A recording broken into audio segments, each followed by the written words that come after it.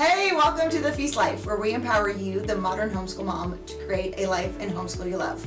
I'm Julie Ross, the creator of the award-winning curriculum, A Gentle Feast, a homeschool veteran of over 20 years, and a certified Christian life coach. Charlotte Mason said, life should be all living, not a mere tedious passing of time. So on this show, we seek to savor the feast of life. So go get your favorite beverage and pull up a chair. You're welcome at this table.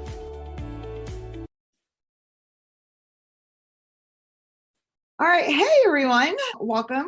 We wanted to give a chance for everyone to get an overview of A Gentle Feast and ask any specific questions that you may have once we go over everything. I know it can be a lot of information. So hopefully this will help give you all some clarity and some direction on what might be the best option for your family. Before we dive in, though, I just wanted to give you a little background on who I am and where Gentle Feast came from. I'm Julie Ross, if you didn't know that. So I started homeschooling 20 years ago. Can you believe that? It's crazy, right? It makes me feel very old when I say that. And I was a former public school teacher, and I also helped start 2 private schools in my area. And so when I started homeschooling, what I knew, which was basically school at home. I even had a little calendar. We said the pledge to the flag and had circle time and all this stuff. And within 2 years, I was completely miserable and burnout and didn't want to homeschool anymore. And really when it came down to it was I didn't like how I felt. I felt like a dictator, and I was constantly telling my kids what to do all the time. Did you do this assignment? Why haven't you done this? We got to move on to this. Just moving everybody throughout our day. I missed the interaction and relationship that I was hoping I could get from homeschooling my kids. I was also very burnout because I was constantly trying to reinvent the wheel, find the new best thing that would fix all my problems, going on Pinterest till midnight, trying to print out timeline figures or whatever I could find to try to incorporate as part of our day. And I was very frustrated. And I had originally read Susan Schaefer Macaulay's book, For the Children's Sake, back when I was actually a public school teacher. And it was one of the reasons why I left teaching in that school, was because I was so motivated by that book on what education could be like. Her children went to a Charlotte Mason school in England, and she painted this beautiful picture of what I felt like education was supposed to be for. And I wanted that for my own children. So when I started homeschooling them, that was what I wanted was in that book. But I had no idea how to actually make what she was talking about a reality in our actual home. And back then there wasn't as many resources as there are now. And even in the past 3 years, there's been a huge growth in Charlotte Mason resources, which is amazing. So I decided I can either quit homeschooling or I could really dive in and find out what this lady says and what she's talking about and just try to do exactly what she said and see if that made any difference whatsoever. And so I dived into those pink volumes of all her educational philosophy and started changing a lot of things in our home. And slowly over time, our homeschool completely transformed. I went from being a dictator and anxious most of the time to being mostly calm, relaxed. I enjoyed schooling. I enjoyed the things that we were learning about. And as I started to enjoy it, my kids started to enjoy it. And I got to see the beautiful fruit from this style of education. And so A Gentle Feast really grew out of what I was using in my own home with my own 5 children.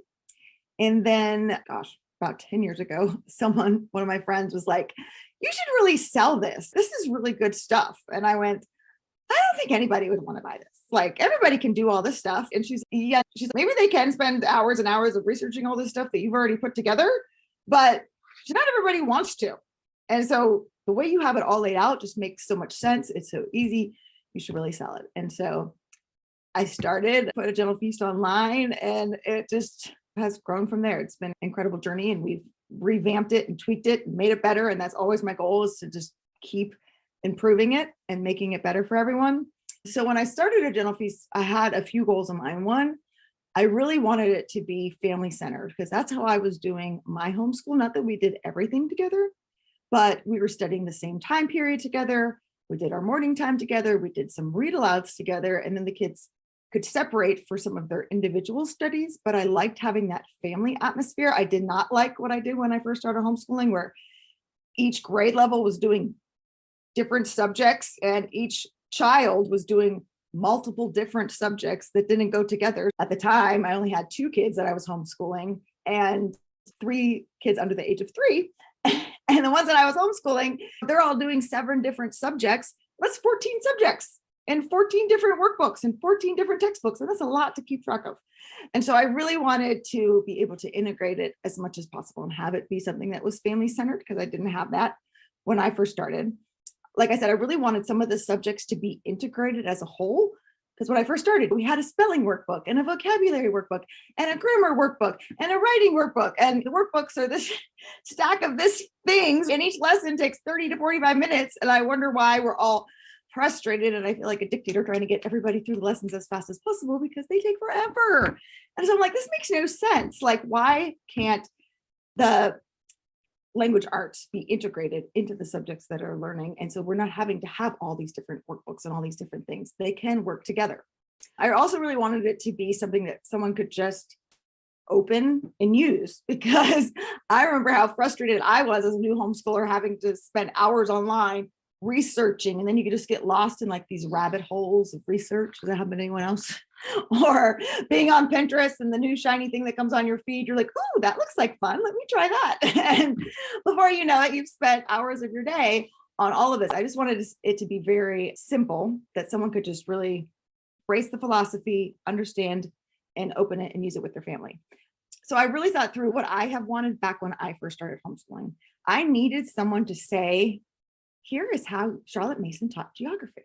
Here is how Charlotte Mason taught composition. Rather than me, like I said, trying to dive through all of those volumes and figure it out for myself.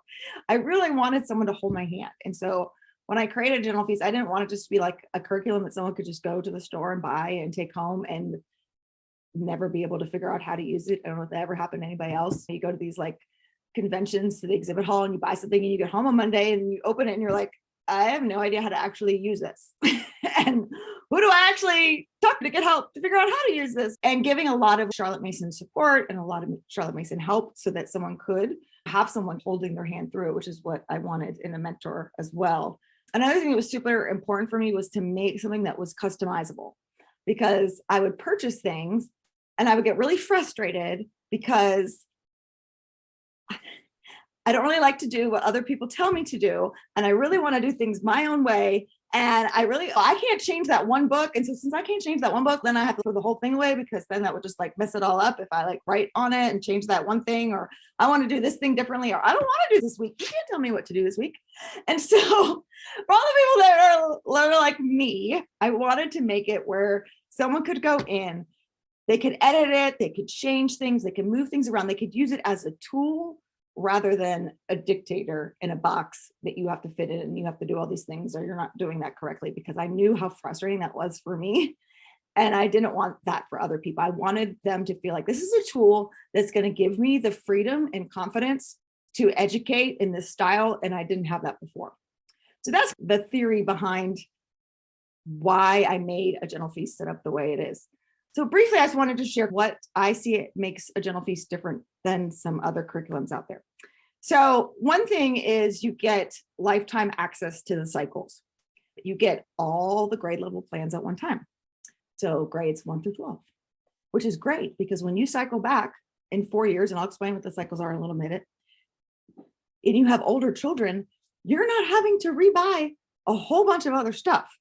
And that's very different from what I've seen out there, where some other curriculums, you get a membership for 1 year, or it's only good for 1 year, and then you can't go back and access it as your children grow. I wanted something that was affordable and that people could use long-term. And so when you purchase, if you purchase cycle 1, 4 years from now, when your children's older, you'll go back to cycle 1, they'll be in a different form. So we'll have different books and different assignments, but you're not having to buy a whole nother thing, which is an amazing deal. I also wanted it to be based around American history. So as I was digging through Charlotte Mason's writings, she was very vehement that they had to start with the history of their own country. And I saw that with my own children, just how valuable it was to start with what they knew and could experience. And they didn't understand things that were happening thousands of years ago in a foreign land. And there's a lot to Charlotte Mason's approach to history. And I can link to an article if you want to read more about how she approaches history in the different forms, because that can be a little complicated.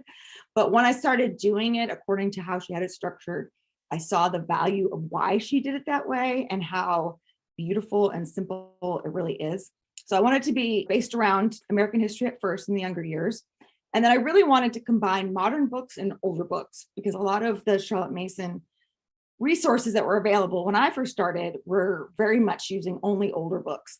And as a former teacher, I knew there were so many great books out there that have been published in the last 30 years, especially picture books. And I really wanted to bring those books in as well and combine them. So I really did look at what Charlotte Mason included in her programs, what books she used, but then is there something that's more modern that kind of fits the style of what she was trying to incorporate?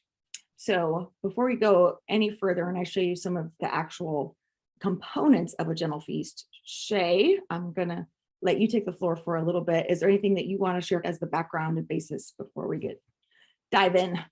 I guess maybe I can tell how I ended up with you quickly, if that's okay. I'd okay. love to hear, your background. Yeah, this is my 20th year homeschooling as well. I've been homeschooling for 20 years. Oh, it's amazing because we both only look 30.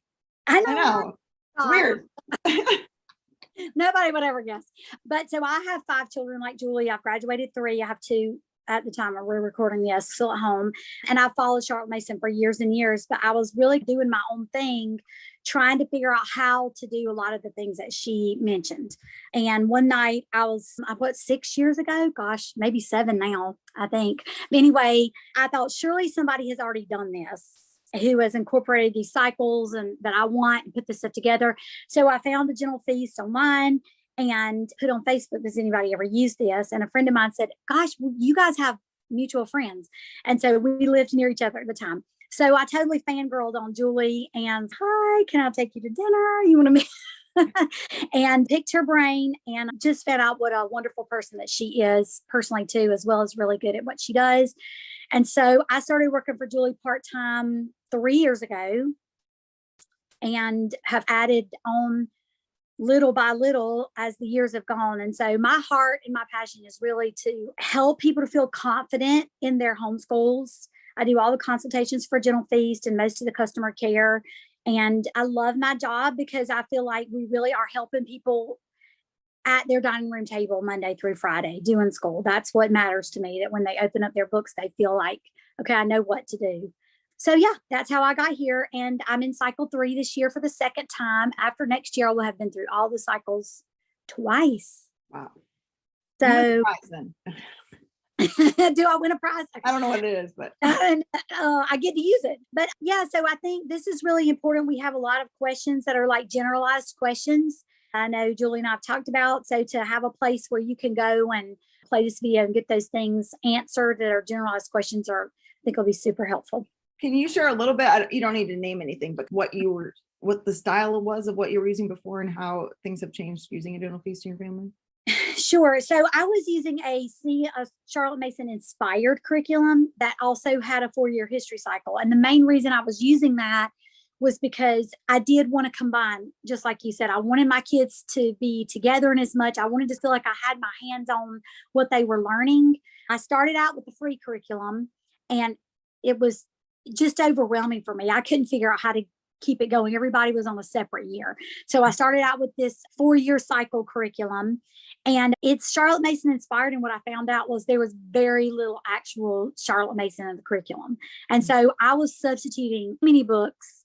I was spending hours going through other book lists to try to figure out, okay, this is not a living book. How can I substitute that living book for this one? Because their narrations were just terrible for those books that were not living books. And I was frustrated trying to carry out the philosophy and the method. So and actually we had a great flow to our days because we were following Charlotte Mason. Mm-hmm. So our days were good, but the background work that I was doing was, especially in the summers, was just tremendous. It was a lot of work every year. Yeah. So now I spend about 20 minutes on Sunday nights and I open my manual. I like to have something printed.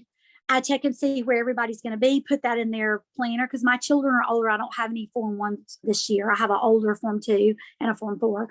And I make sure that they have what they need for the week. And that really is the extent. Every once in a while, we sub out a book because we've read it, or I'm a total book nerd. So I just won't have one that I just want to stick in there. But I never feel like it's dictating what I have to do. It's been a great tool for us. Yeah. Yeah. Great. Let me show some of the like how it's set up here for folks. So when you purchased, you should get a login to our new website portal. So you will go to thefeastlife.me and sign in.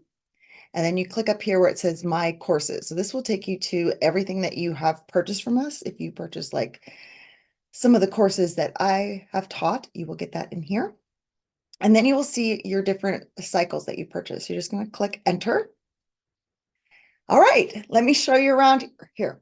So the first thing you're going to do is go to the welcome page. I have just a little welcome announcement here for you.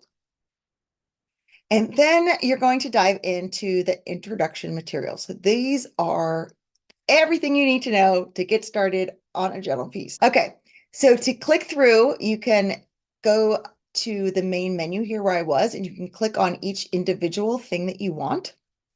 But I'm going to start the course and I'm going to take you through each step just to show you around. But you don't have to go through each of these steps to find what you need. You just go back to this main homepage here and you can scroll down and find everything that you need. Okay. Okay. So first we have the welcome. I gave you a little permission slip in case you need that. All right. Now let's dive into all the introduction materials. So these videos are to help you get started with a gentle feast.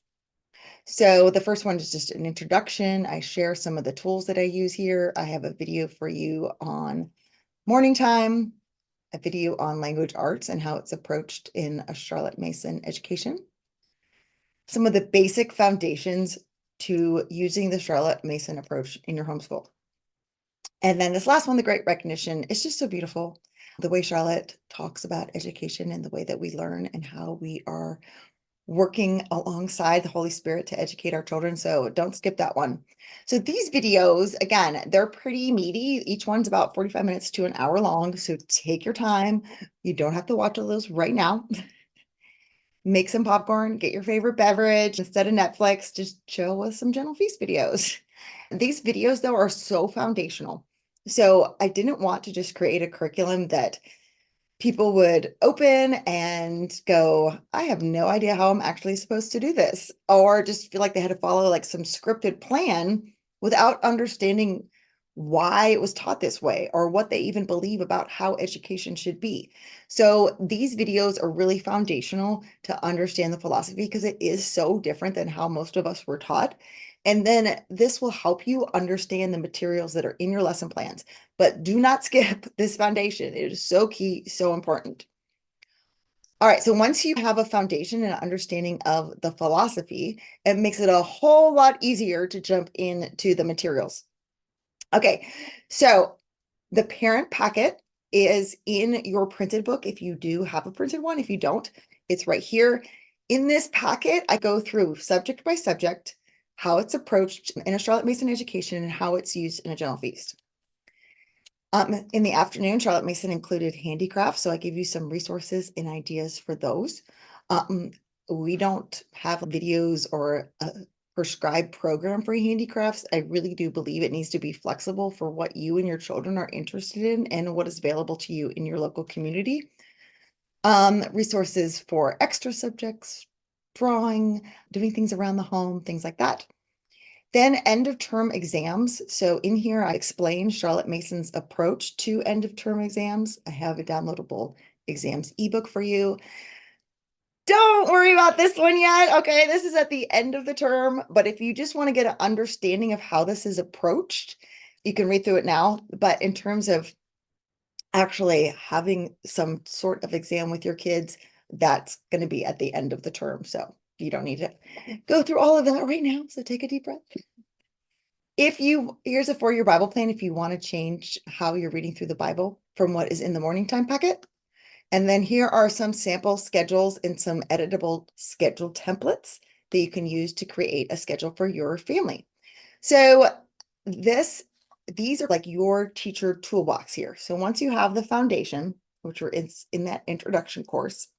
And you have some of these extra teacher tools. Like I've said, reading through the parent packet, it's key. Watching those introduction videos is key. And then all these other things are really here to help you enhance your child's educational experience. The sample schedules are super important. It's so key to realize the short lessons that Charlotte Mason included in her curriculum. So I give you like some guidelines of time. Again, don't be ruled by the clock, but just to have an idea of like, okay, this is only supposed to take 25 minutes. It's only supposed to take 15 minutes. Charlotte Mason didn't have you doing things all day long. Okay. So trying to stick to those timetables will really help you and your kids get through the material faster, because you'll be able to focus your attention better, and then leave your afternoons for all the wonderful things that Charlotte Mason recommended you do. So this sample schedule shows you by each form, like the timetables that are recommended. And then there's a video in here of how to make a schedule for your family. All right. Then the next module,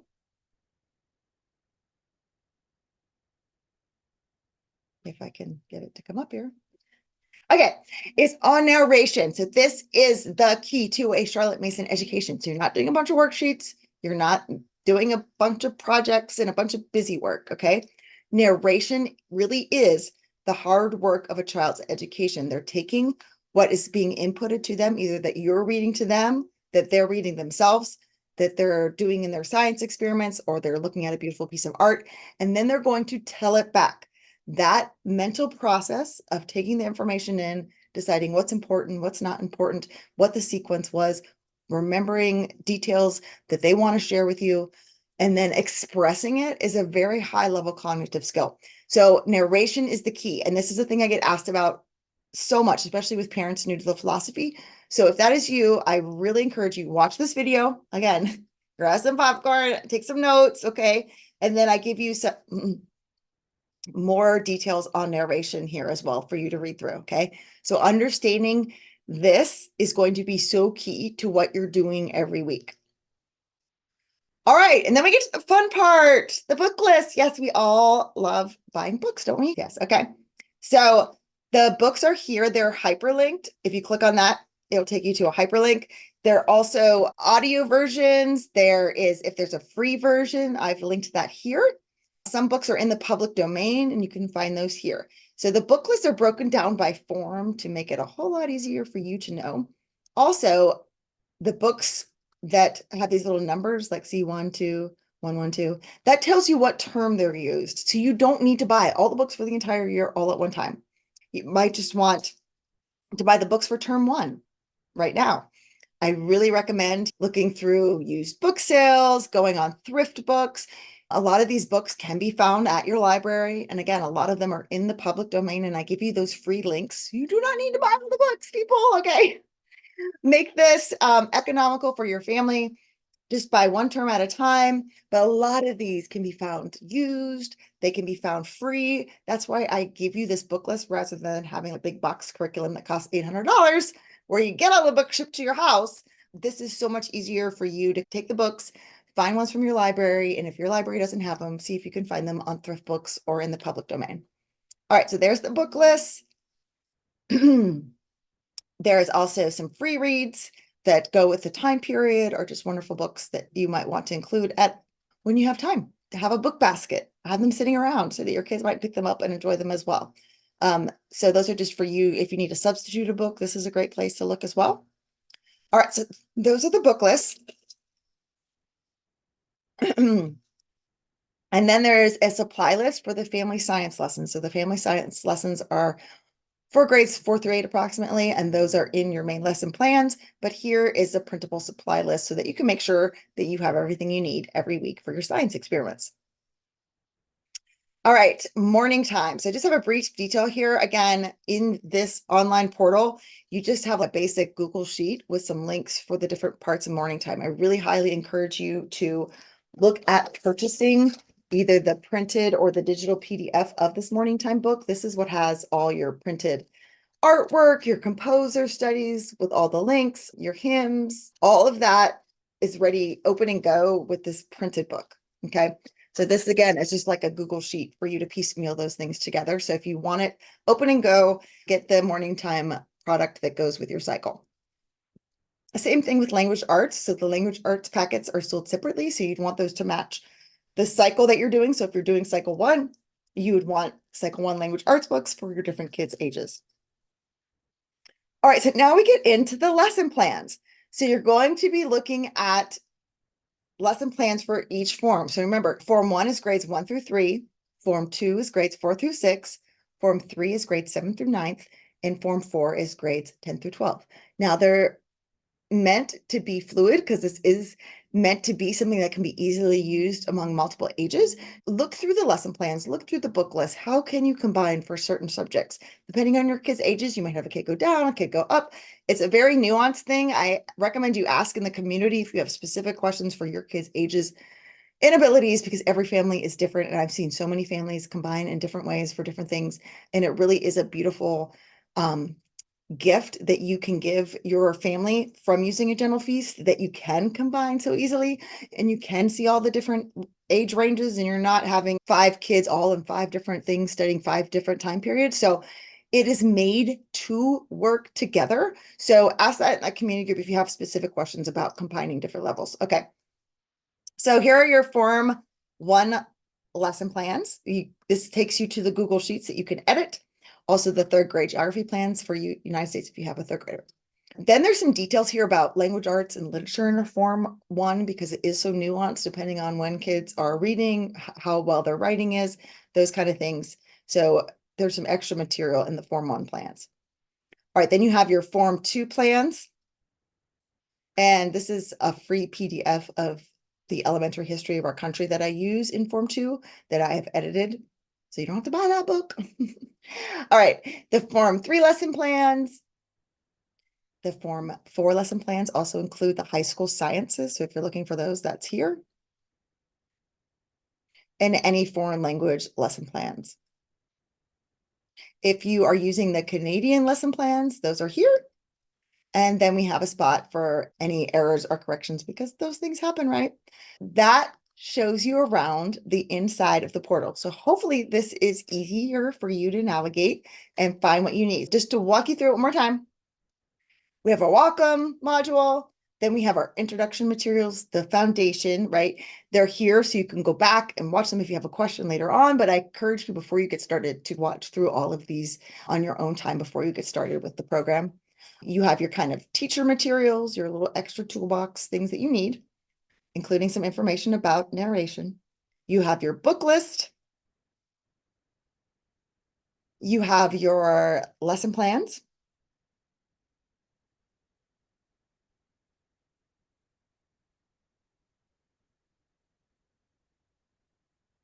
And then finally, your errors and corrections. So I hope that has been helpful. Again, ask questions in the community. We are here for you at team@agentlefeast.com to answer any of your questions and give you any support that you need. Welcome to the club. I'm so glad to have you guys. I hope you have a fantastic year. So Shay, do you want to talk about how you can combine different ages? Sure. So if you have children in the same form, then they're already basically combined. So if you have a 1st grader and a 3rd grader, or a 4th grader and a 5th grader, or whatever, if they're in the same form, then that's done for you. But no matter what forms you have, they're all going to be studying the same time period. So that's really helpful. It is a combination, even though their lessons are going to be different. Just the fact that if your child, like we're in cycle 3, so when my Lydia is talking about Harriet Tubman, I know wait a minute, you're studying her. I know she is, because also my form 2 is studying her as well. She's reading the book too.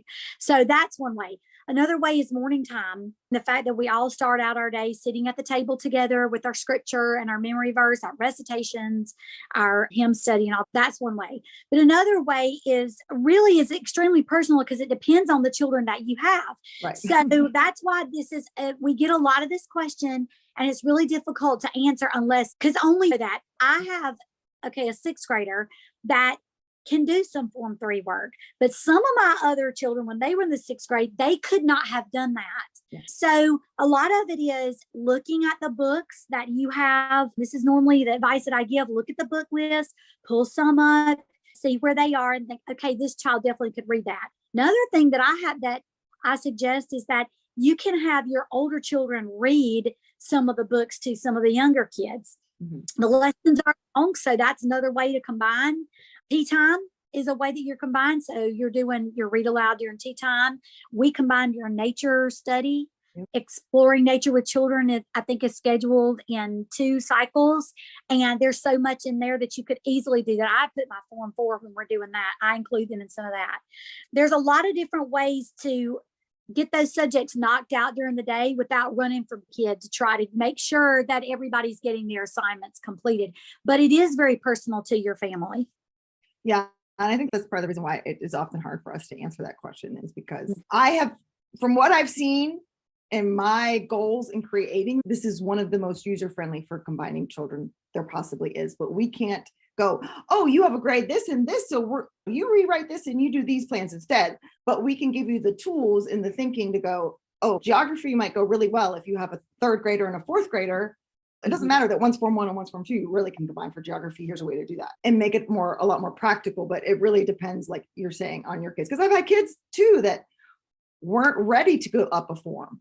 Some of my neurodivergent kids, they stayed in Form 1 an extra year, or they stayed in Form 2 for an extra 2 years, because these books are so rich in the way that you're doing things can so easily be adapted for children that kind of might need some extra assistance or might need some extra adaptations, that you're not having to revamp everything every time a kid might go up in form. And so I was able to combine differently depending on which, like you're saying, which child was it that needed to be combined.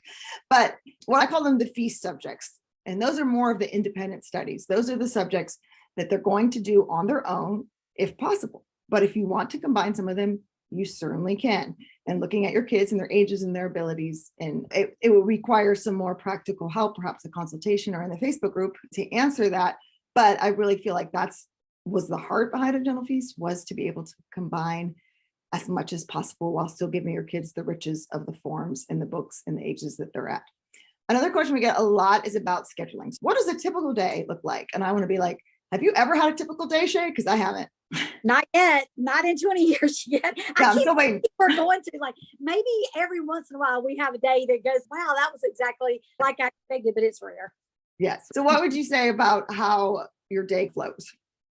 I think the rhythm is so much more important than the schedule. So our rhythm never changes. We start our day always with morning time, always with scripture, always with the beauty loop. Then we always flow to the next feast subjects. And then we have our lunch, and then we always flow to the afternoon subjects.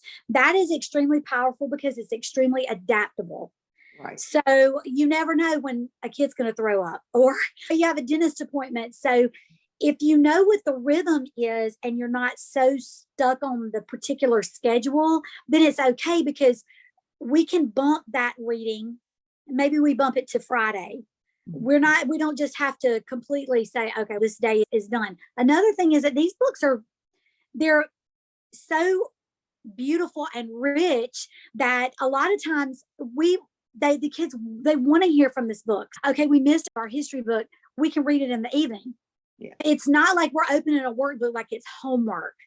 I would say, as far as schedules, particularly the sample schedules in the back of the manual or that are editable in the parent packet are wonderful. That's what I use to give my children, copy, paste, and write in what we're doing for that week. And that really, it keeps me from having to reinvent the wheel as far as scheduling goes. Yeah. And another key component is Charlotte Mason's concept of short lessons. Like I said, like at first my kids had a vocabulary workbook and a spelling workbook and a grammar workbook. And so language arts took 2 hours. And we all wanted to poke our eyes out. And if you have these short lessons and they're learning these things in an integrated way, like through copy work, language arts takes 15 minutes. It's a huge difference from what I was doing before, right? And then if they're reading a book and then they're narrating it to you, or if they're older and they're writing out a narration, maybe 20 to 30 minutes, right? It's not read this passage, then fill in this timeline, then answer these questions, then build this salto map, and history's taken an hour and a half, right? And I think that is the key difference is with scheduling is we're done by 1:30 every day. And my kids are teenagers now. We start school at 8:30, so we don't start that early. Because you're able to get through so much more when you're not doing all this busy work. And then that leaves your afternoon for some of these afternoon occupations and things. So people are like, my kid's super hands-on. Like they like doing those kind of building things. And I'm like, that's great. That's what my kids do all afternoon.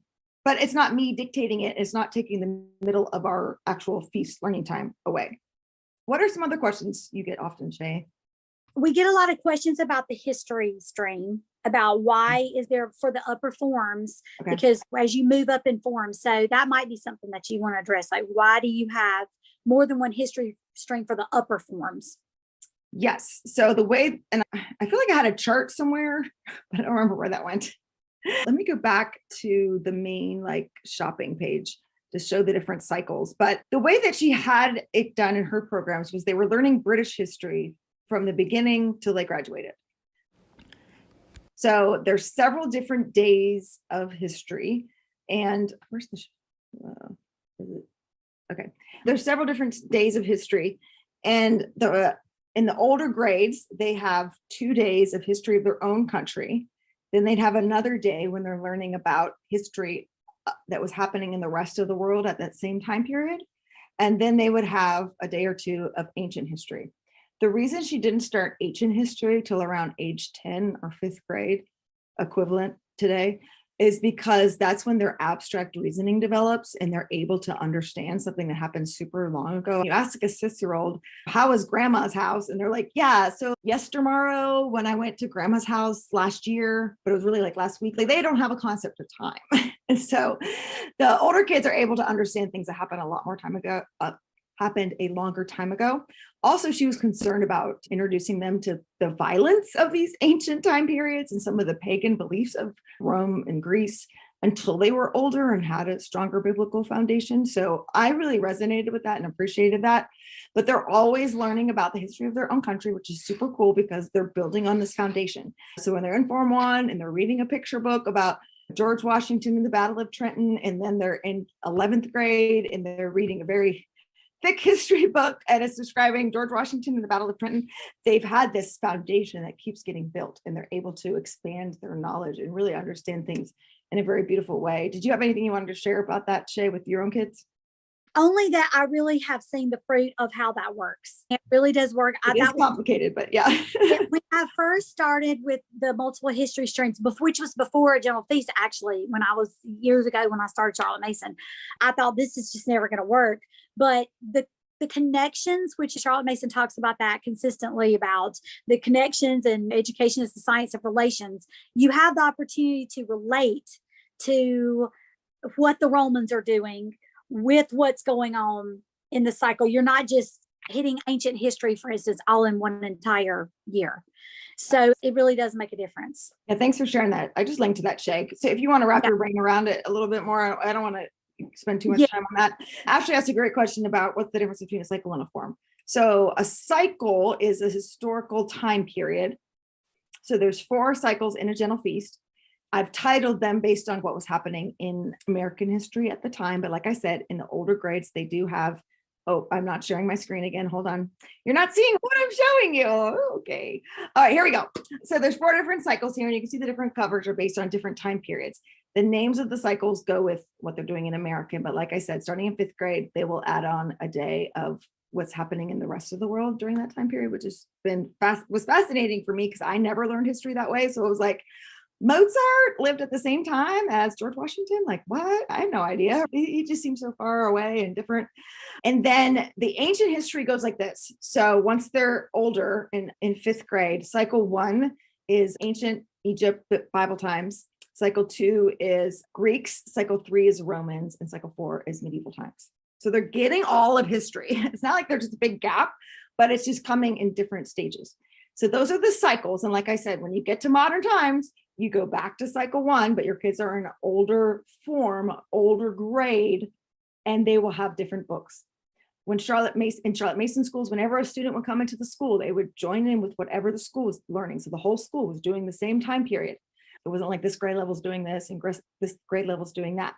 So no matter what kids you add in the mix, and we get this question a lot, right, Shay? Oh, yes. 2 years from now, I'm going to have a 3rd grader. Do I go back to cycle 1 for that? I'm going to have a 1st grader and a 3rd grader. Do I go back to cycle 1 for the 1st grader? No. The 1st grader joins in cycle 3. They'll get the other information when they go back through around. So a form is a grade level.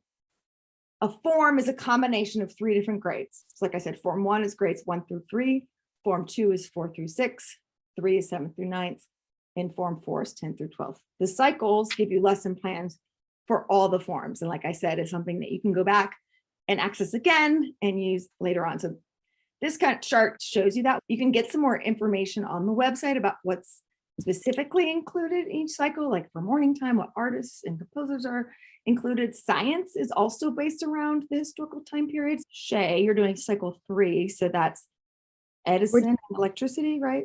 We're doing Edison right now, and it's some of my favorite science that we have done. It's been amazing. So interesting. Yeah. And what was before Edison? I have to look at it. But each cycle, it's whatever scientists lived in that time period. So like cycle 1, I think that one is Da Vinci in physics. Cycle 4 is Marie Curie in chemistry. So they're getting the different branches of science, but they're also reading a living biography of a scientist who studied that. And the gateway to medicine was the life. Okay. So medicine, the human body. Yeah. The human body. Yes. Okay. So in terms of, is a general feast right for everybody? No, it is not. If you really want scripted lessons, like on Monday for geography, you say XYZ, and then you move on to this subject and you say XYZ. That is not a general feast. Like I said, I really wanted this to be tools that you could use and tweak and make for yourself. And I wanted to give you the information. I wanted to give you the philosophy so that you felt confident enough that on Monday you can decide what subjects are going to be included on Monday. And you knew you're not really doing a lot of saying things because it's really coming from the living books, right? And the kids are saying a lot. If you want a lot of worksheets and quizzes, that is not included, okay? So Charlotte Mason had a very different approach to exams. I explain all that in here, but I really want to empower you to have that. If you're looking for, like I said, a lot of fill in the blank kind of extra things, that's not what this is about. And if you're like, I don't really agree with Charlotte Mason's philosophy, not that you have to agree on everything, because there's certain things I don't agree on, but I really encourage parents to study the why behind the what. So a general feast provides the what, it provides the tools, but you have to have the background of the philosophy and why am I teaching it this way? Why are we waiting till 5th grade to bring in ancient history? Why are we doing narration instead of a bunch of comprehension questions? You have to understand some of that philosophy, but I do give you the tools to have an understanding of that.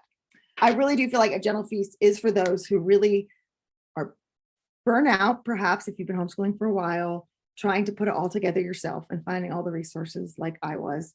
For those who really don't have the time to spend hours researching and planning it all together. For those who really want to create that beauty in your home and that focus on critical thinking and having those wonderful discussions, that has been the biggest blessing of using the Charlotte Mason philosophy. And what we've been doing in our home is just seeing how her approach has not only changed my children, but it's also changed me as a home educator. I just absolutely love everything that we do. Does it mean every day is rainbows and fluffy unicorns? No. So that's not what I'm saying.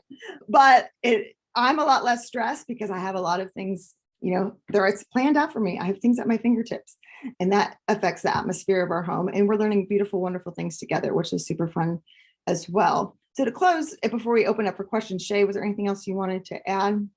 The only other question we get a lot of different questions, but we also get asked, how long is this going to take?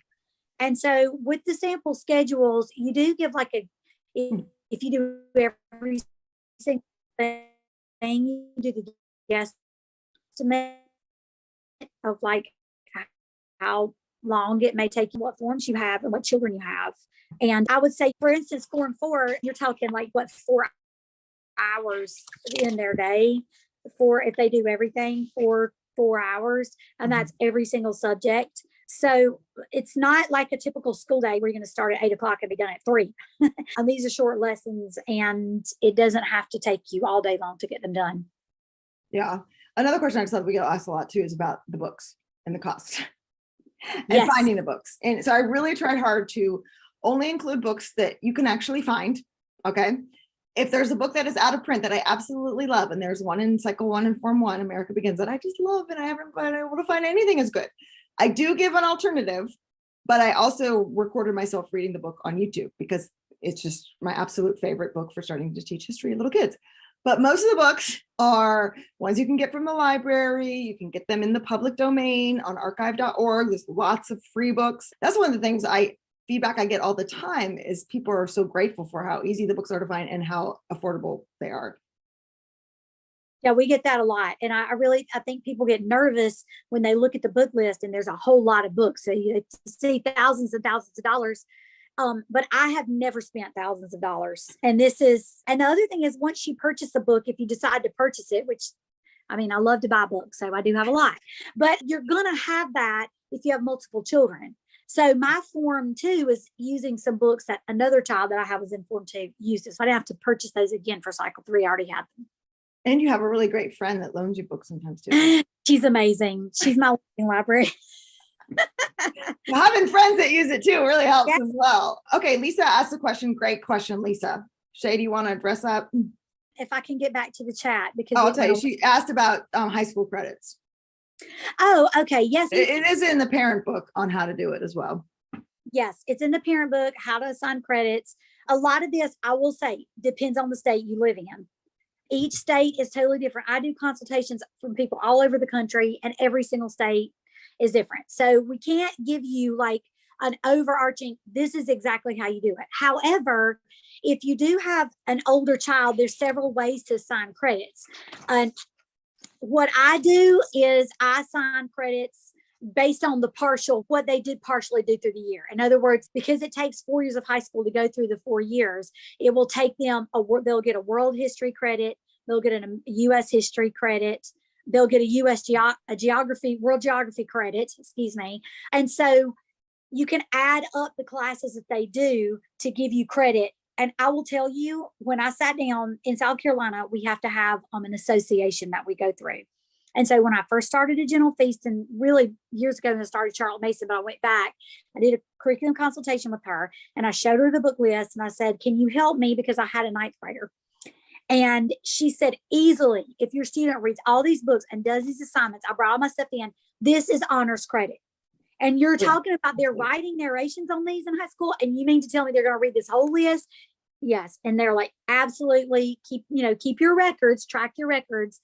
But that's credit. Another thing that really helps you with high schoolers in this is the fact that you're going to have a schedule every single week of exactly what they did. And there's lots of ways to do that. You can print out their spreadsheet for them, or you can use the editable ones. But if anybody wonders, hey, what did you do for geography? Here's the work that you did. Plus you have all those narrations that they did for high school. It's a little different because there's a lot of oral, but it can be. Even my kids that are in college, Shay, and I think you've said something similar with yours, are like, some of the stuff you had us do in high school is way harder than anything we've done so far. My daughter's about to graduate from college. So just in terms of the level of the difficulty of some of the reading, the ability to take in complex information and put it into narration is a huge cognitive skill. And some of the easy recall stuff in college, they're just like, this is so simple. And I will say also, because the first student I had that went through AGF, he went through the cycles, he really struggled in some things. And so the beauty of it was I could drop down and give him some Form 3 things without having to reinvent the wheel. Right. And then just add in some of the Form 4 things to that, so he could still get a high school credit because the material is still rich and he's still doing amount of work, but I'm not having to push him. And a lot of times if you just buy, high school world history, and you buy a pack, if your kid doesn't get it, your kid doesn't get it. There's no options for manipulating it to help your child, to fit them. So you do have that option for high school because you have all the plans right there. Yeah. So there's not a cut and dry answer, but it's very doable, Lisa. If you have other questions, please put them in the chat, and we'll try to get as many as we can in the next few minutes. I came off mute to ask this one. If you have a neurodivergent child or perfectionism and all of that, 20 minutes to write a pi symbol and all that, the handwriting is torture. My question is, if we are working on that handwriting during the week and we're moving along with other things, when we get to Friday, if we haven't quite finished his copy work, do you go ahead and do the dictation or whatever? I think that's the last day. I'm not sure what day, but would you go ahead, because he's essentially practiced his handwriting. What do you recommend for those situations? The difference between copy work and dictation. Copy work is the mechanics of the handwriting, and dictation is the spelling and the grammar and the punctuation. With my child who's dyslexic and has some other things, for copy work, it might be by the end of the week, we have one sentence, but it's going to look absolutely fantastic. And for him, that's great. Okay. And then I will give him dictation on that one sentence. That's it. The sentence that he actually practiced. So it's not, he's having to copy a bunch of stuff.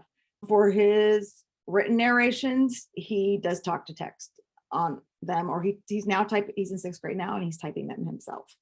And just this week, he added capital letters and periods, because it used to just be all one big paragraph. And I'm like, I can't understand it. I can't read it.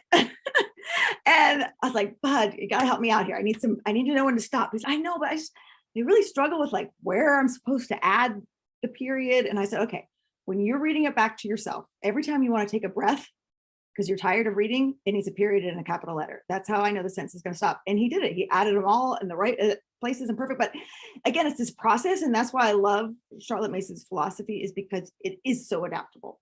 And it's focusing on how can you focus? How can you do great quality work?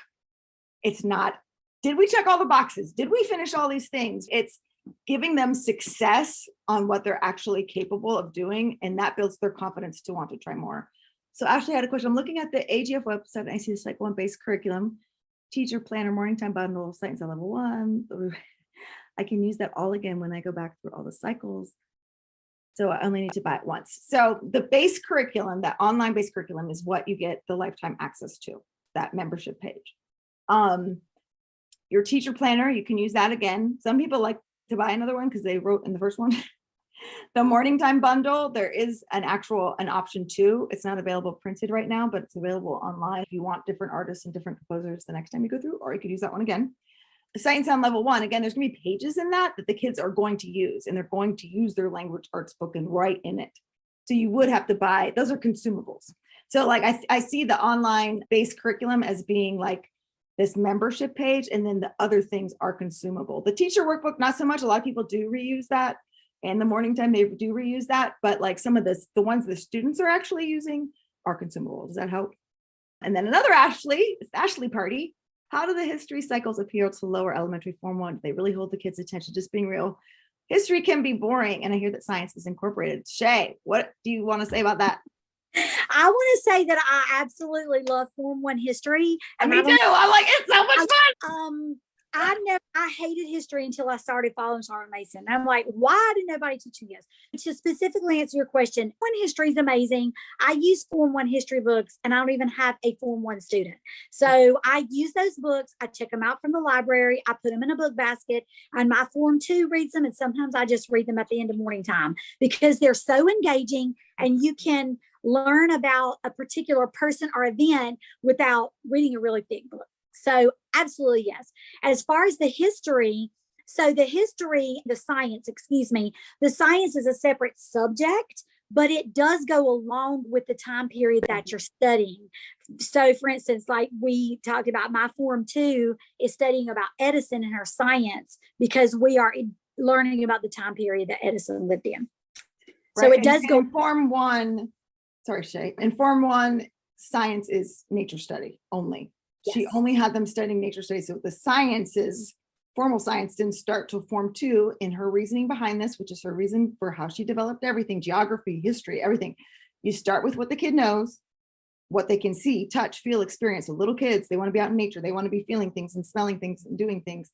And then the formal kind of abstract science, again, waiting till they're older. So everything she did was so just developmentally appropriate for children, and not trying, even though she had a very high view of children and very high expectations of what they were actually able to learn, the way that their brains develop and the way that we now understand that with neuroscience is exactly how Charlotte Mason put together her curriculum. So I'm glad you liked it, Jenica. That's great. Yeah, I teach at a co-op, and the US history teacher, 10th grade, she uses a lot of the picture books that I recommend to teach the history concepts in a fun way to high school kids. They're just so well written that it's like, these are super interesting. And it gets those concepts in a way that reading from a book wouldn't do sometimes for the older kids.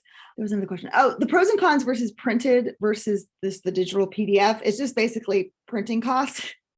Like printing costs have gone up so much in 2021. There was not 2021. Gosh, what year is it?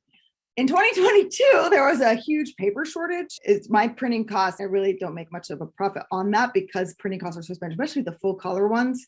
So I guess it just depends on what kind of printer you have. If you want to print these off all yourself, that's the big difference. Jay, am I missing something? No, other than just remember that those are downloads. And if you purchase a download, you need to download it to your computer or to your iCloud or to your device so that when the link expires, you still have access to that thing. So that's really the only difference. Yeah. And a Form 1, like how many consumables, it just depends on the age, but if they're Form 1 and they're able to do the language arts packet, the only consumable you would need is the language arts packet. So I don't know how to explain it. So they would do cycle 1, Form 1. That could be all like their first grade year. If we're talking about public school grades, okay. Then the next year they would still be in Form 1. They'd be in second grade, but they're doing cycle 2. Then they're doing cycle 3. They'll be in third grade, still following Form 1. So, but they're having all different books because they're completely different cycles. They're all completely different books. Then when they're in fourth grade, they move up to Form 2, they would be in cycle 4. Then the next time when they go back to cycle 1, they're in fifth grade. So they're in Form 2. You can follow those same plans again. They're just older. So they're doing a different form, completely different book. So that's how it compares to like a public school grade. And it's not that each grade, like in Form 1, it's not, here's the first grade plans, here's the second grade plans, here's the third grade plans. It really is integrated. And there really is ways that you can adapt it based on your kids' developmental level within that form, but it makes it so much simpler than having 12 different grades. So much simpler. Mm-hmm. Did you want to answer this last one, Shay, about difference? Let's see. Okay, Simply Charlotte Mason and AGF. One of the differences is, and why I chose AGF over Simply Charlotte Mason, I will tell you back in the day, is because that is a 6-year history cycle. Sure. That was very frustrating. It's a very big difference. And if you have younger children, you may not be thinking that far ahead, but that means your child is only going to hit that history cycle twice in an entire school career.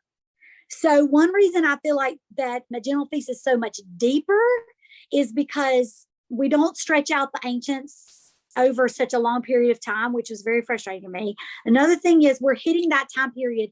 If I start in the first grade, then they're going to hit that 3 times by the time they graduate.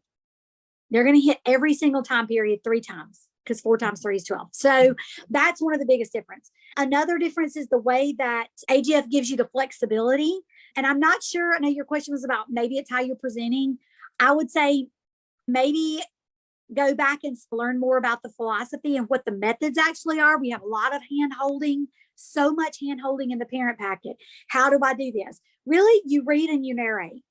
You read and you narrate. You read and you narrate. And it sounds like so simple. Julie and I just did a podcast about discussing that. But the higher level thinking skills, and I don't want to dive too deep into the philosophy, but the higher level thinking skills that are involved in that are just so valuable. Other than, okay, here's the story and here's the comprehension questions.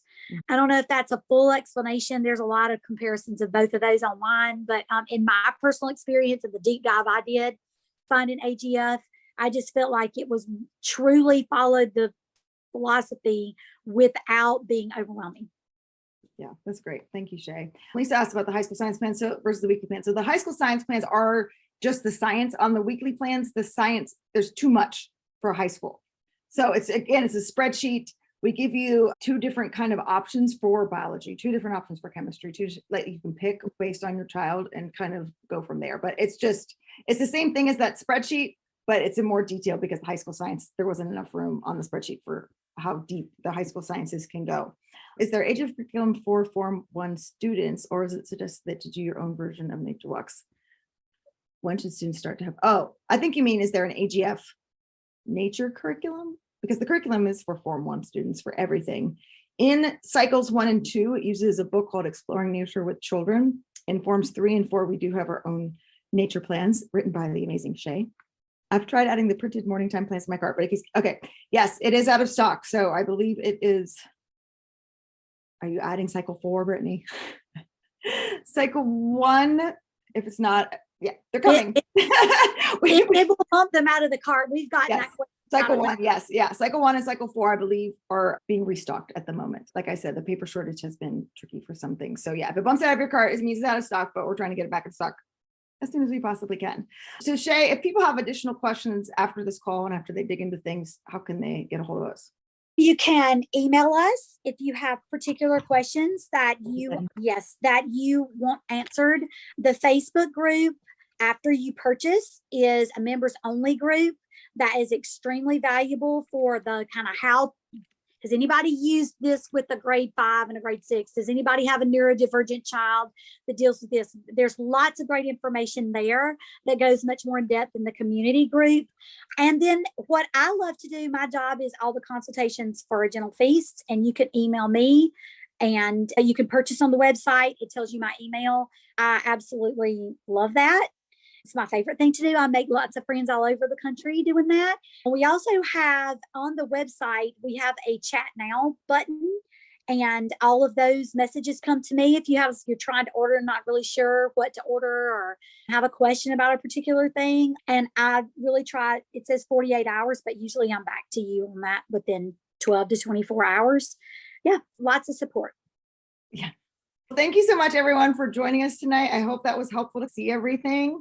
I do have a more in-depth video too. I'll put in the email here as well I walk you through all the pieces in the video for you to see. But I think it's hard sometimes to wrap your brain around it, and it does help to see, okay, what does this actually look like? What am I actually getting? What do I actually open? Because it is a big investment, and I realize that is a big investment for folks. And so you want to know, okay, is this actually going to be helpful for me? And that's why I was saying, like, it isn't for everybody, but for people who really want some more tools, want to follow Charlotte philosophy. It's been a real big blessing for my family, and just something that's really helped me through a lot of crazy life transitions in the past several years and working full time. And we get that question all the time too. And I'm like, I use it, I work full time. And it is very adaptable, which was my heart. So again, thank you, everyone. And please reach out to us if you have any more questions. We're more than happy to help you. So thanks. Bye, everyone. Hey, thanks for watching. If you liked this episode, please heart it down below and make sure you subscribe so you never miss an episode. Leave a comment and let me know what you learned in today's episode. I'd love to hear from you.